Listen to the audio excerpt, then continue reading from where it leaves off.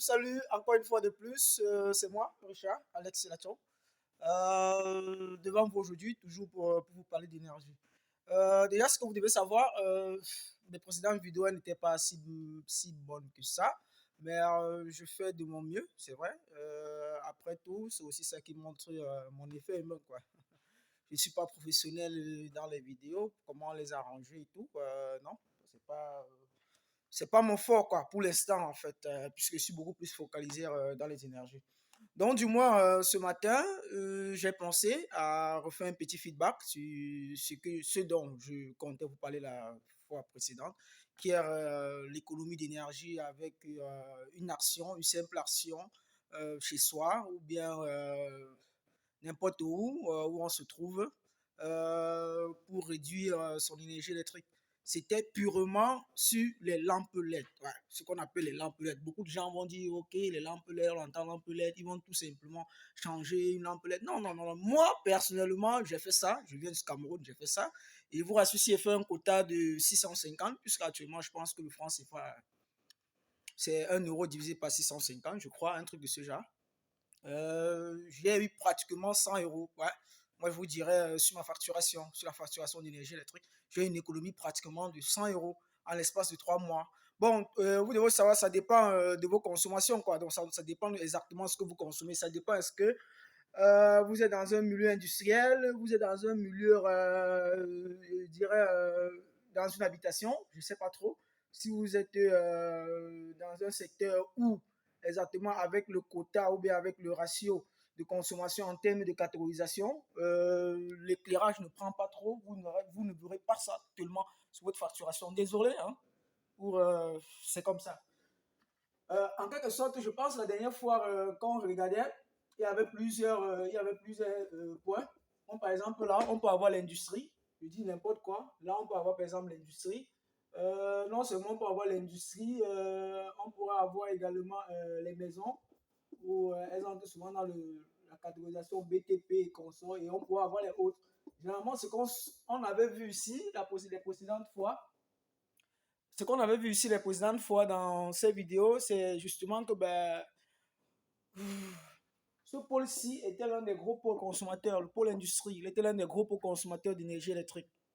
Et non seulement il était l'un des gros pôles consommateurs d'énergie électrique, l'éclairage, bon, c'était pas trop son fort. Généralement parce que l'éclairage dans un système ou bien dans un système de consommation d'énergie qu'on a de nos jours, on peut se trouver entre 20 et 80% en fonction des secteurs. Ça dépend. Si vous entrez sur un éclairagiste, il est pratiquement à 80%. On peut également se trouver entre 2 à 20%. Généralement, ça c'est le cas qui est le plus considéré. 2% souvent dans les industries, chez certains industriels, 3%, 4%, 5%, 6% également dans certains industriels ou bien dans certaines parties de consommation de certaines entités qui sont purement axées dans l'industrie de transformation. Mais dans les bâtiments, c'est-à-dire les écoles, les hôtels, chez les banquiers, les assureurs et tout, toute entité où il y a les bâtiments, en majorité, en grande partie, on est presque à 20%. Certains sont dans les 17%, les 18%, les 15%. Donc d'ailleurs, ce que nous voyons ici, c'était quoi? C'était l'échange, en fait, la réduction d'énergie, c'est-à-dire la réduction de la consommation énergétique. Je m'explique. Vous n'avez pas besoin d'être un technicien, vous n'avez pas besoin d'être un expert en la matière, vous n'avez pas besoin totalement, comment je vais dire ça, vous n'avez pas besoin d'être un spécialiste en quelque sorte ou d'appeler un spécialiste pour dire, bon, ok, Richard, voilà, j'ai vu ton annonce là sur YouTube ou bien j'ai vu ta chaîne, je suis abonné, viens me réduire mon énergie électrique. Je consomme 50 euros chaque mois ou 100 euros chaque mois, alors je veux que tu me réduises de 20%, rassure-toi. Moi, je ne vais pas me déplacer pour 20 euros ou pour 100 euros. Bon, ce n'est pas une façon de faire ma pub, mais c'est pour dire, tu n'as pas besoin que quelqu'un te casse la tête au téléphone. Ou bien, tu es summit avec lui, tout simplement. Il te dit, voilà, voilà ce que je vais faire. Tu vas me payer mes frais de transport, mon déplacement, et patati patata. Non, tu n'as pas besoin. Il suffit tout simplement que tu agisses. Et tu peux agir sur un point. Le point le plus simple pour agir ici, en termes d'économie d'énergie, on a le niveau éclairage. Comme moi j'ai mentionné, il y a le niveau éclairage. L'éclairage, c'est quoi? L'éclairage prend généralement entre, ça dépend, ça peut aller jusqu'à 80%, ça dépend. Mais là, c'est purement pour les domaines bien spécifiés. Par exemple, une salle de classe comme celle-ci, je ne sais pas trop quoi, c'est purement l'éclairage, il y a quelques 2 à 3 prises de courant. Nous sommes peut-être en été, pas hiver, le chauffage, il fonctionne pas, les prises de courant, elles consomment quoi? La prise de courant consomme, je pourrais dire, juste 18 watts, 20 watts, 15 watts ou 45 watts pour charger un téléphone portable, un PC, un laptop, n'importe quoi. Mais le gros ici, c'est quoi? C'est l'éclairage, vous voyez un peu.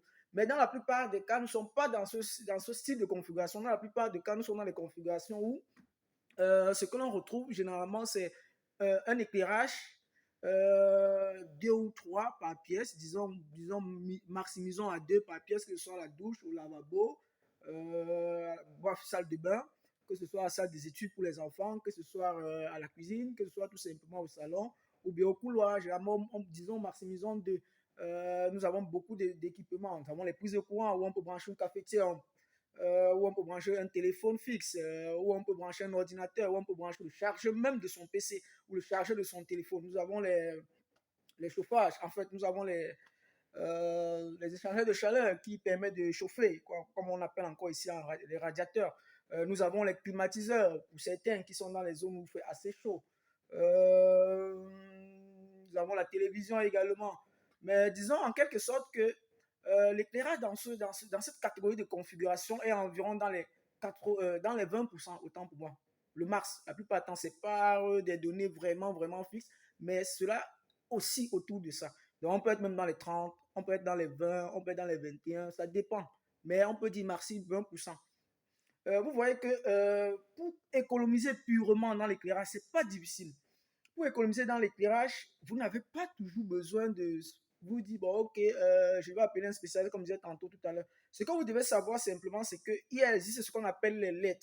Ce n'est pas parce que un commerçant vous a dit qu'une ampoule est économique. Non, non, non. Moi, Richard, je vous dis encore non. Ce n'est pas parce qu'un commerçant vous a dit qu'une ampoule est économique que vous devez forcément vous baser sur ça. Non. Je vous dis carrément non. C'est archi faux. C'est archi faux. Ce que vous devez savoir, c'est que quand on parle d'économie, c'est-à-dire quoi? Il ne faudrait pas que si je dis n'importe quoi, j'ai l'habitude de chauffer, en fait, j'ai l'habitude de boire une tasse de café à 20 degrés Celsius, je dis n'importe quoi, ou j'ai l'habitude de boire une tasse de café chaude le matin à 85 degrés Celsius. Il ne faudrait pas qu'en termes d'économie, je bois à 65. Je ne sais pas si vous comprenez ce que je suis en train de dire. Si je bois à 65 et j'ai le même confort, oui, moi, Richard, j'avoue, j'ai économisé. Mais si je bois à 65, je n'ai pas le même confort. Là, je n'ai pas économisé. Donc, en quelque sorte, l'économie d'énergie, ce n'est pas forcément diminuer son besoin. L'économie d'énergie n'est pas diminuer son besoin. Beaucoup ne comprennent pas ça. L'économie d'énergie, c'est continuer à faire la même chose, mais tout en étant rationnel, en étant optimal, de la meilleure des façons, de la façon la plus bonne possible. C'est-à-dire quoi? Si je veux toujours éclairer ma pièce, je dis n'importe quoi, la table d'études de mes enfants, c'est à 2 mètres, ou à 1,5 m, ou à 0,90 du sol. La table où je mets mes disques, peut-être mes disquettes de jeu, je dis n'importe quoi, mon cartable, mon ordinateur, c'est à 0,85 m du sol. Il faudrait que, si je veux économiser de l'énergie, que l'ampoule, ou bien tout simplement le luminaire, ou bien tout simplement ce que je vais placer là comme substitut, pardon, désolé, comme substitut, je ne suis pas très francophone, quoi. Comme substitut, en fait, il faudrait que ce que je place là puisse toujours me fournir le même effort, c'est-à-dire que je puisse toujours avoir la même acuité visuelle, donc en fait que je puisse toujours voir de la même façon ce que je voyais avant. Vous voyez un peu ça entre dire. Bon, en termes de lampe, ce que vous devez savoir, c'est que pour l'éclairage purement, pour l'éclairage, on regarde généralement, il y a ce qu'on appelle les LED. Les LED, c'est tout simplement diode électroluminescente. Bon, ça c'est en français. Les anglophones, ils vont se reconnaître, ils vont savoir comment on va les traduire. Je ne suis pas très anglophone, non plus trop francophone. Je me bats du mieux que je peux, je suis non plus mourir. Comme je disais tantôt, il y a ce qu'on appelle les diodes à électroluminescents, les LED. Mais maintenant, c'est quoi les LED? Est-ce qu'on prend les LED au hasard? Vous voyez, on va dire non, tu as 18 watts. Pour passer 18 watts à 12 watts ou bien à 15 watts ou bien pour briller moins, il faut prendre tel nombre. Non, il faut prendre tel nombre de trucs. Non, non, non, non, moi je dis archi faux. C'est pas comme ça se fait. C'est pas comme ça se passe. C'est pas si on se comprend, c'est pas comme ça se passe. Ce qui se fait, c'est tout simplement que vous devez savoir que pour économiser, généralement en termes de LED, avec les études que moi personnellement j'ai menées et quelques 2 à 3 petites recherches et l'expérience terrain, les LED généralement en termes de consommation énergétique, comme substituant pour une lampe X donnée qui est conventionnelle, c'est-à-dire une ampoule quelconque, c'est tout simplement la moitié. Donc c'est-à-dire quoi? Je prends un tube un tube fluorescent de 1,2 mètres. Vous savez qu'un tube fluorescent de 1,2 mètres, ça avoisine les 36 watts. Mais normalement, ce n'est pas 36 watts, c'est 36 watts plus les 25% que le ballast consomme. Donc, c'est 36 watts plus 9 watts qui est 45 watts. Pareil pour le 18 watts qui est quasi 22,5. Dans certains cas, 23 watts. Mais vous voyez que si on prend la puissance qui est affichée, la puissance nominale, sans compter les pertes, des perditions, vous voyez que tout simplement, si vous avez besoin de changer une ampoule de 30 watts, prenez un 15 watts en LED, prenez un 12 watts en LED. Si vous avez besoin de changer une ampoule de 7 watts, 10 watts, prenez presque la moitié en LED. Ça, c'est d'abord ça. Et c'est que vous devez également prendre en considération, c'est vraiment la super capacité de LED. Parce que le LED, ou bien la LED en elle-même, déjà, elle ne régit pas son nombre d'heures. C'est-à-dire qu'elle a un truc comme 1000 heures, 2000 heures, 3000 heures de fonctionnement que le constructeur te garantit. C'est-à-dire, contrairement à ton ampoule normale ou à ton ampoule conventionnelle qui va se griller si tu allumes tous les jours, ou bien si tu allumes 5 heures de temps ou 10 heures de temps chaque jour pendant un an, tu es environ à 3000 heures, qui ne va même pas faire 6 mois. La lettre te dit non, elle a 5000 heures, elle a 50 000 heures, elle a 60 000 heures. Il suffit juste de faire un ratio, une règle de 3. Donc, c'est un peu ça. En termes de LED, vous avez 2 fois l'économie, en quelque sorte. C'est vrai, c'est 2,2, 2,3, ça dépend pour certains cas, c'est 2,25. Pour changer une ampoule conventionnelle en ampoule LED, c'est que moi, pour changer une ampoule conventionnelle en ampoule LED, c'est que moi, je vous conseille déjà, c'est d'appliquer à la base la règle de 2 et d'éviter de regarder sur le marché les ampoules, on dit ampoules économiques. Il faut regarder exactement est-ce que c'est la LED. La LED, tout simplement, à l'intérieur, il y a les semi-conducteurs, c'est tout. Il y a les semi-conducteurs à l'intérieur. Il n'y a pas de gaz, que ce soit le néon, que ce soit le fluor. Il n'y a pas de gaz. Ce sont tout simplement les semi-conducteurs. Elles ont la propriété de briller au passage du courant électrique. Donc, du coup, pouf, waouh, cool, c'est super. Donc, s'il y a variation, flux de tension, généralement, les constructeurs, ils gèrent ça en amont avec tout simplement un petit transfo. Donc, du coup, quand il y a généralement baisse de tension, vous ne vous la rendez pas compte. Tout simplement, pourquoi? Parce que le constructeur, il a pris ce facteur de sécurité à l'avance. Vous allez voir, il y a certains laits qui fonctionnent entre 100 et 240 volts.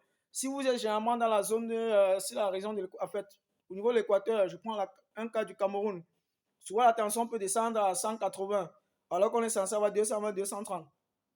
Certaines lampes halogènes elles vont se griller. Elles vont se griller. Oh, la lampe LED, elle résiste. La lampe LED, elle résiste. Elle reste à cause de sa plage de tension. Donc, c'est un peu ça. C'est un peu ça. Euh, maximiser sur le changement de vos lampes. Maximiser sur le changement de vos lampes. Et déjà, quand vous changez vos lampes en lampe LED, vous retirez ce qu'on appelle le ballast. Vous retirez. Vous n'aurez plus besoin. Donc, les 25% de déperdition que vous ne savez pas, vous ne les consommez plus. Et ça réduit la réelle consommation ou bien la consommation affichée de votre lampe en deux. Et déjà, les lampes halogènes, elles ne sont pas assez bonnes pour les flux de tension parce que plus il y a flux de tension, c'est-à-dire la tension oscille entre des valeurs très basses et certaines valeurs normales. Ça peut osciller jusqu'à 140, c'est possible, ça arrive. Ça peut aussi à 120. Bon, ça c'est un peu très rare. Ça aussi souvent à 150, 160, 170, souvent 190. On laisse encore passer. Mais lorsqu'elles oscillent trop et descendent encore trop, bah, ça se grille et c'est pas bon. Et aussi les lampes à incandescence, il y a ce qu'on appelle les ampoules jaunes qui ont la propriété de briller. Elles brillent, elles chauffent, elles brillent. Le passage du courant électrique, il y a une résistance à l'intérieur, elles brillent tout simplement. Ce ne sont pas les ampoules économiques, vous pouvez tout simplement les changer. Mais généralement là-bas, on est sur un ratio de plus de 4 économies. On a une économie de plus de 4. Appliquez cela. Un 100 watts, vous vous trouvez à remplacer un 100 watts avec quasi un 18 watts, parfois les 7 watts. Ça dépend de l'éclairage que vous avez besoin ou de l'éclairage que vous avez initialement. Donc, c'était un peu ça. Il était question pour moi aujourd'hui de vous édifier là-dessus. J'ai fait une vidéo où j'ai très bien expliqué, mais j'étais en live et c'était pas très beau. Pour vous dire vrai, la vidéo titubait un peu. C'est vrai ici, c'est également, c'est pas si fameuse ou bien c'est pas si fameux que ça, mais c'est déjà quelque chose. J'espère que vous m'écoutez bien. Abonnez-vous, écrivez-moi. Vous avez mon contact, vous avez mon adresse mail. Ça fera un plaisir pour moi de toujours échanger et d'apporter ma contribution à l'édifice pour la réduction de l'énergie. Merci, je vous en prie. Ciao, c'était Richard.